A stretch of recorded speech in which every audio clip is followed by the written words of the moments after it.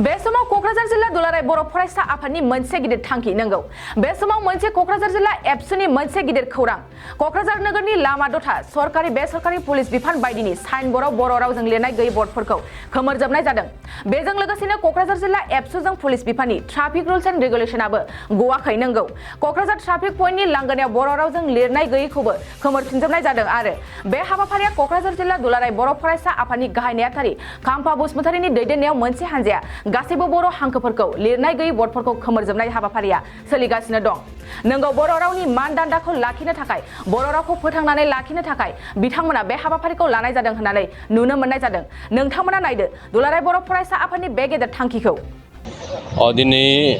कक्राझार जिल्ला दुलाराय बर' फरायसा आफादनि दैदेननायावहाय थांनाय बावैसो आरबान डिपार्टमेन्टनिफ्राय मोनफ्रोमबो पइन्टआवहाय मोनसे बर्ड डाइरेक्सन होनाय जादों दा बेवहाय जोङो नुनो मोनदों बेवहाय बिथांमोना इंराजि हांखो जों बाहायनानै बे बर्ड डाइरेक्सनफोरखौ होनाय जादों बियो मोजांनि बाथ्रा नाथाय जोङो बेखौसो बुंनो गोनां दिनै बेवहाय मानो इंराजि हांखोजोंल' लिरनो मोनखो बर' रावखौ दिनै बिथांमोना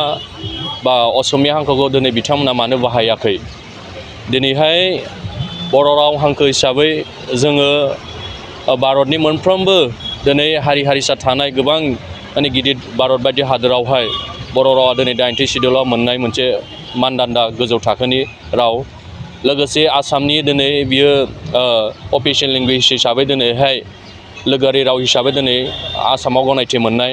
लोगोसे जोंनि बिटिआरआवहाय गिबि राव हिसाबै बा अफिसियेल लेंगुवेज हिसाबै दिनै बाहायनायनि जे मोन्थाय बेखौ जों दिनै मोननो हाबाय नाथायहाय दिनै जेबायदि मोनसे जोंनि बिटिआरनि मोनफ्रोमबो माने आरबान गोग्लैनाय एरियाफोरावहाय जे जों नुनो मोनदों बर' हांखोखौ बिथांमोना नेग्लेक्ट खालायदों वाइ नेग्लेक्ट बाय बर' लेंगुवेज मानि थाखाय मा जाहोननि थाखाय दिनै जोङो बेखौनो दुलाराय बर' फरायसा आफादनि सासे बिबानगिरि हिसाबै बेखौनो जोङो बे खोमोरनाय हांखोजों जोङो खोमोरनायनि गेजेरजों जोङो खावलायहरदों जे बेवहाय गिबि राव हिसाबै जोंनिया बर' थानांगौ बिनि उनाव एसामिस आरो इंराजिखौ बिथांमोना बाहायनांगौ जोङो थांनाय बावै क'क्राझारावहाय गोदानै लुफुंनाय मेडिकेल कलेज एन्ड हस्पिटाल बेवहाय एसामिस आरो इंराजि हांखोजों बावहाय मेन गेटआवहाय बर्ड होनायखौ जों नुदोंमोन बेनि लोगो लोगो जों थांनानै रायज्लायनानै बेवहाय बे बर्डखौ बोख्लायहोनानै बेवहाय बर' एसामिस आरो इंराजि हांखोखौ बाहायहोनायखौ जोङो मोनफिननो हादों आरो नुफिननो मोनदों दा दिनैनि थारिखआवहाय बेबायदि जोंनि मोनसे मानदान्दा थाखानाय रावखौ जोंनि बिटिआरआवहाय बाहायाबा बबेहाय जोङो बाहायहैनो दा बेनि थाखायनो जोङो आरबान डिपार्टमेन्ट बा गुबुन मोनफ्रोमबो डिपार्टमेन्टखौ जों खावलायदों जोंनि बिटिआरआवहाय गिबियै जोंनि बर' हांखोखौ बाहायनांगौ मोनफ्रोमबो कर्ट कासारि अफिस मावख'फोराव बाहायनांगौ आरो आङो रिकुवेस्ट खालामनो नागिरदों मोनफ्रोमबो जोंनि जे गला दखानदार जायफोर बिजनेसमेन बिथांमोनखौबो खावलायनो सानदों मोनफ्रोमबो अफिसनि सरकारि बिफानारिखौ जोङो खावलायनो सानदों बिथांमोना गिबियै बर' हांखोखौ बाहायनांगौ बिनि उनावहाय गाव गावनि जे लेंगुवेज एसामिसआनो जा इंराजियानो जा हिन्दीयानो जा बेखौ बिथांमोनखौ बाहायनो थाखाय जोङो फैबाय थानाय समाव बैसाग दाननि जे बोसोर गोदान बेवहाय बिथांमोनखौ गासैखौबो जोङो आपिल खालायदों रिकुवेस्ट खालायदों बिथांमोना बर' हांखोखौ जों लिरनाय साइन बर्ड बायदि बायदिफोरखौ बाहायो दा दिनैनि जे हाबाफारिनि गेजेरजों जोङो गभर्नमेन्ट आरो आसाम गभर्नमेन्ट आरो बिटिआर गभर्नमेन्टखौ जोङो बेखौनो रिकुवेस्ट खालायदों जोंनि जे बर' हांखो राव बेखौ मोनफ्रोमबो सरकारि मावख' बा बर्डआनो जा डाइरेक्सनानो जा गुबुन गुबुन बिथिङानो जा बेखौ बाहायनांगौ होननानै जोङो दाबि देखायदों बे हाबाफारिनि गेजेरजों जों दिनै बिदिन्थि होदों नंगौ जोङो बैसाग दाननि बैसागुनि 1 खालारनिफ्राय जोङो बिनि एगेन्स्टै जोङो सरकारनि एगेन्स्टै जोङो जे मावनांगौ बेखौ जोङो थिरांथा लागोन आरो बेखिनि समसिम जोङो बिथांमोनखौहाय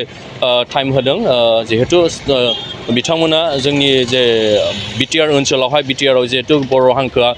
गिबि अफिसियेल लेंगुवेज हिसाबै बाहायनांगौ बे मोन्थाय दङ हिसाबै बिथांमोना बाहायनांगौ आरो बेखिनि सम जों बिथांमोननो होबाय बैसागनि 1 दाननिफ्राय बिथांमोना गासैबो सरकारियानो जा गुबुन गुबुन बिथिङानो जा बिथांमोना बर' हांखोखौ बाहायनांगौ होननानै जोङो बरपेटा रडनि मुरि बाजारनि बरपेटा पुलिस थानानि खोलाहा थानाय दावला हटेलनि साखाथियाव गोदानै R&D मेडिकेल मुंनि गोदानै गंसे देहा फाहामसालि खुलिदों बे देहा फाहामसालियाव गोबां बेमारफोरखौ नायनाय जागोन जेरैहाय डायबिटिस लोमजानाय साजानाय आथिं आखाइ मोदोमाव सानाय सुनाय भां गान्जा, डेनड्राइट, ड्राग्स बायदि फेग्रा मुवा लानाय, फेग्रा मुवा मोनाब्ला हमथानो हायै जानाय बायदि बायदि गोबां बेमारफोरखौ बे देहा फाहामसालियाव फाहामथाय होनाय जागोन। बे देहा फाहामसालियाव फाहामथाय होनो थाखाय गुवाहाटीनिफ्राय मोजां डक्टर फैगोन आरो बेयाव मुलिफोरखौ खम बेसेनावनो मोननो हागोन। R&D मेडिकेलाव फाहामथाय लाफैनो थाखाय गाहायनि जानबुं नाम्बाराव जगाजग खालामनो हागोन। जानबुं नाम्बारा जाबाय 8099 480 118।